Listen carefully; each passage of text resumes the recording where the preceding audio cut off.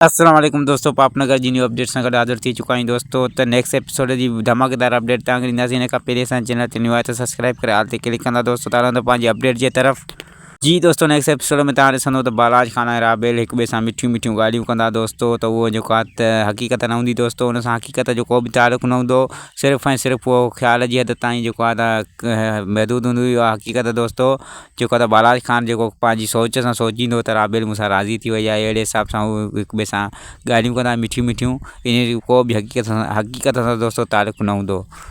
ऐं दोस्तों next episode में तव्हांखे इहो बि ॾिसण लाइ मिलंदो त मुंशी जेको आहे वाह वटि अची ऐं गमदिल खे चवंदो त पंहिंजे भाउ खे सम्झाए। ऐं जेको आहे त वाह जेको गमदिल खे चवंदो त मुंशी जेको आहे छा सम्झाइणु चाहे थो मूंखे।